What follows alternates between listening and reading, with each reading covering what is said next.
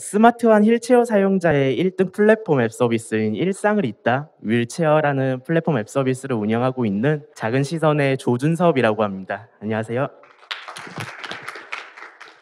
소셜 벤처 그리고 사회적 기업가는 누가? 라는 주제로 이야기를 해드리겠습니다. 앞에 보이시는 것처럼 우리나라의 역사를 다시 한번 디자인을 하여 재탄생시키고 사람들의 기억 속에 남게끔 할 수 있었던 마리몬드라는 소셜 벤처, 옆에는 시각장애인 분들이 조금 더 편리하게 일상을 즐길 수 있게끔 디바이스를 만들고 있는 다시라는 회사입니다. 그렇다면 저런 소셜 벤처는 과연 어떤 사람이 운영을 할까? 사회적 기업 회사를 운영하는 대표는 과연 누가 되는 것일까라는 이야기를 좀 해드릴 겁니다.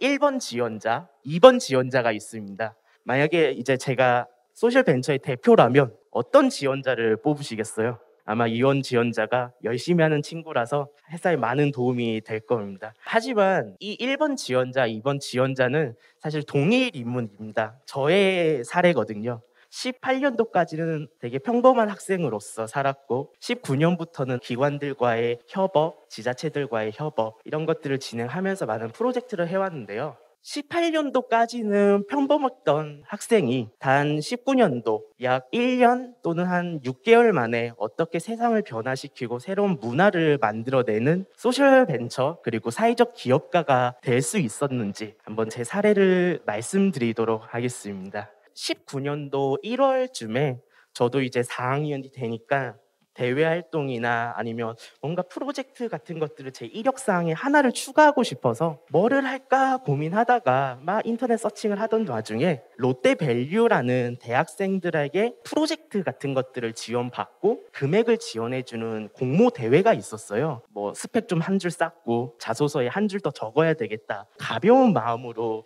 시작하게 되었거든요. 그때 당시에는 뭐를 할지도 어떤 아이디어가 있는지도 아무것도 없었는데 우연치 않게 동영상 하나를 보게 됐어요. 그냥 평범한 여자 학생이 이렇게 화면에 나오거든요. 나는 커피도 좋아하고 지금 새롭게 1학년으로 입학해서 동아리도 들었다. 이런 얘기들을 하거든요. 근데 갑자기 하지만 저는 어제 처음 지하철을 타봤어요 라고 말을 해요. 어떻게 서울 사는 친구가 지하철을 처음 타봤지? 되게 의아했었는데 전체 화면으로 바뀌니까 그 친구가 휠체어를 타고 있었어요. 그래서 그 학생의 문제점을 보고 뭐 관련된 자료를 막 찾아보니까 결국에는 포인트는 하나였어요. 내가 가고 싶은 가게, 내가 가고 싶은 시설물 등 뭐 어디 장소 등에 턱은 있는지 없는지, 장애인 화장실은 있는지 없는지 그 정보가 필요한데 그 정보가 없어서 내가 가지 못한다. 라는 단순한 이유였어요. 저는 사실 그걸 보고 휠체어 사용자를 중간에 놔두고 이 문제를 그러면 어떻게 해결할까?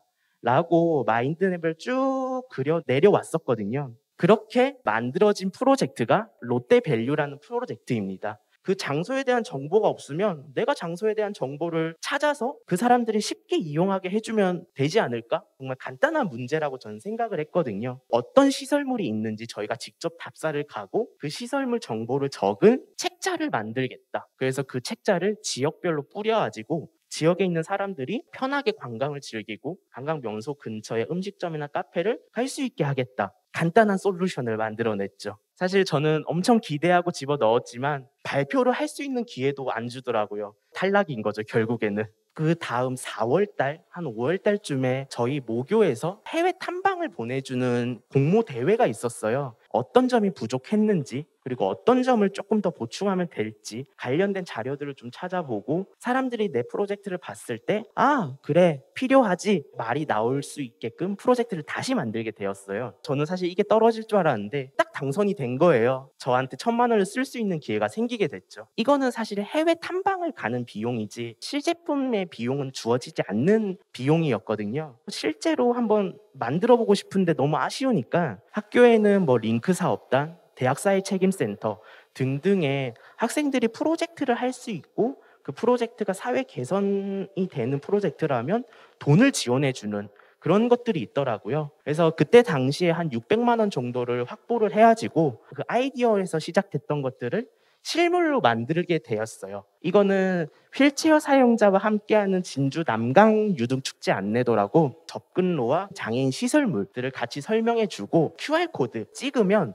해당 페이지로 넘어가게 돼서 축제 근처에 있는 휠체어 사용자가 접근 가능한 음식점, 카페, 그리고 숙소, 그걸 접근할 수 있는 정보를 볼 수 있는 지도였거든요. 이 결과는 대성공이었어요. 그때 당시에 서경방송에서 저희 프로젝트를 정말 좋게 봐주셔가지고 인터뷰를 할 수 있는 기회도 생겼고, 경남에 있는 모든 지역 신문에 제가 했던 프로젝트가 다 소개가 되고, 경남 KBS, SBS, MBC 라디오도 다 나가게 되면서 진주시장님한테 또 전달이 되면서 더 큰 프로젝트를 진행할 수 있는 새로운 시작점이 될 수 있었죠. 이것들을 어떻게 하면 더 좋게 만들 수 있을까, 더 실현화시킬 수 있을까 고민을 하면서 기술력과 비즈니스 모델을 도한 결과 나갈 수 있는 모든 대회를 그걸 가지고 나간 결과 전국 대회, 그리고 경남에 있는 대회, 경상도에 있는 대회에서 모두 수상을 하게 되었어요. 이제 졸업을 할 때가 와가지고 취업을 하기에는 내 프로젝트가 너무 아까워서 2월 달에 졸업을 한과 동시에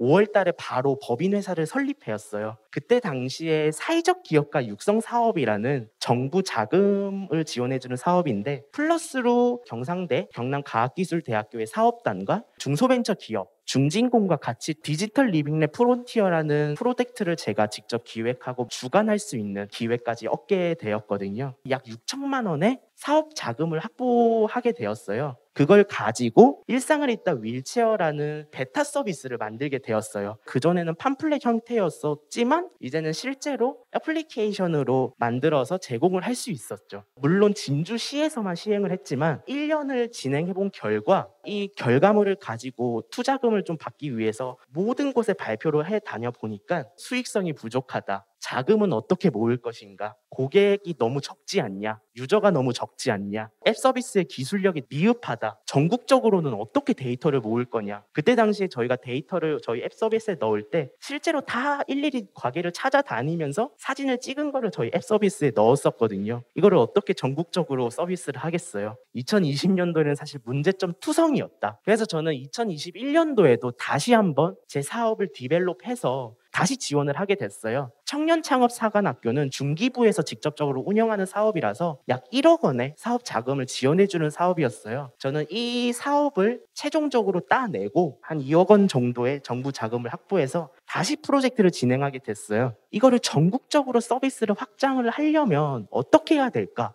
고민을 하다가, 그때 당시에 제가 빅데이터 기술이라는 거에 대해 관심이 많았거든요. 그러면 우리 앱 서비스에 빅데이터 기술을 한번 도입해보자. 그때 만들었던 솔루션이 이 휠체어 사용자 맞춤 시설물 정보를 수집하는 프로세스인데요. 이 빅데이터 프로세스를 만들어서 전국 단위에 있는 서비스로 연장을 할 수 있을 것 같다라는 기술력 연구 개발을 진행하게 됐죠.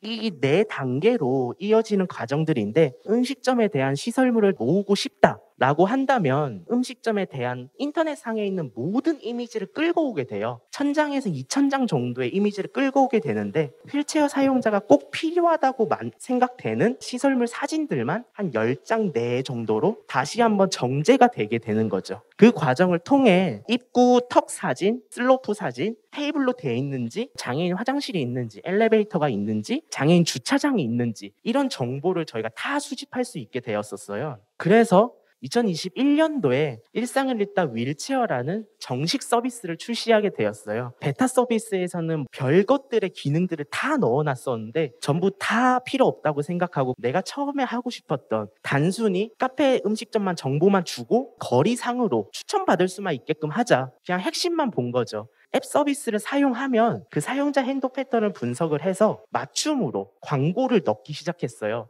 그래서 우리가 내세웠던 거는 빅데이터 기반의 맞춤 서비스를 가겠다, 핵심을 가지고 서비스를 진행하게 되었죠. 서울, 경기도, 부산, 대구, 경남 기준으로 저희 서비스를 진행하게 되었고요. 실제로 저희 서비스를 출시하고 약 5개월 만에 누적 다운로드 숫자 1만을 도달했어요. 저희가 타겟으로 하고 있는 고객은 약 130만 명밖에 안 되거든요. 그중에서 1만이라고 한다면 저희가 목표로 했던 1% 시장을 점유한 수치가 된 거예요. 이전에 베타 서비스는 약 50명 정도가 다운로드를 받았다면 제 정식 서비스는 그 사람들이 정말 원하는 건 뭘까를 더 고민해서 그 핵심 서비스만 한 결과 이렇게 더 좋은 수치를 가지게 될 수 있었어요. 그 이후에는 취미를 즐길 수 있는 공간도 제공하자라고 해서 원데이 클래스 또는 체육 클래스, 스포츠 관람, 영화 관람 등등의 취미를 즐길 수 있는 상품들도 이제 휠체어 사용자분들을 대상으로 제공하고 있거든요. 그전에는 단순히 팜플렛 형태 이런 것들로 서비스를 했다면 이제는 고객들의 데이터를 활용해서 이 데이터를 분석해서 교통약자분들이 어디에나 접근하고 그걸 마음껏 즐길 수 있고 이동 여건도 개선은 할 수 있도록 복지에 관련돼가지고 저희가 빅데이터 기술을 도입해서 이 문제를 해결해 나가고 있는 것들이에요.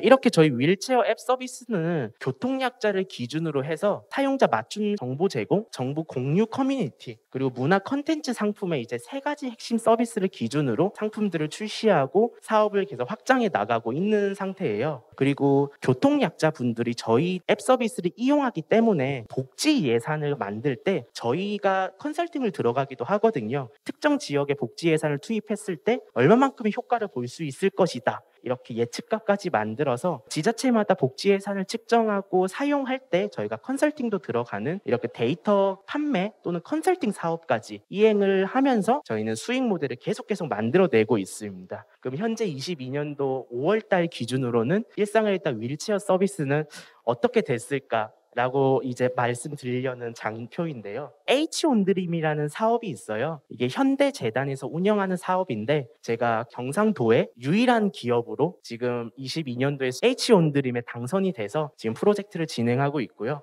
과기부 그리고 니아 거기서 만들어내는 디지털 포용 기업, 즉 데이터 우수 사례 집들인데요. 저희가 21년도에 저희 데이터를 판매했던 그런 실적들을 가지고 데이터 복지 쪽에서 데이터 우수 기업으로 이렇게 선정돼서 사업을 계속해서 이렇게 만들어 나가고 있습니다. 이렇게 제가 이때까지 많은 역경을 겪으면서 사업을 계속 해왔고 단순히 학생으로 시작해가지고 사회적 기업가 그리고 소셜 벤처가 되어서 새로운 문화를 만들어내고 있는 과정들이었고요. 여기 있으신 분들도 각자만의 꿈이 있을 거고 어떤 거를 이루고 싶다라는 목표가 있으실 거예요. 그 목표를 도달하기까지에는 정말 많은 힘겨움이나 어려움이 있으실 건데 그런 문제를 내가 하나씩만 해결해 나가겠다라는 생각으로 계속 도전한다면 아마 여러분들이 원하는 목표 그리고 내가 생각하는 꿈에 도달할 수 있으실 거라고 말씀드리며 여기서 마무리하도록 하겠습니다. 감사합니다.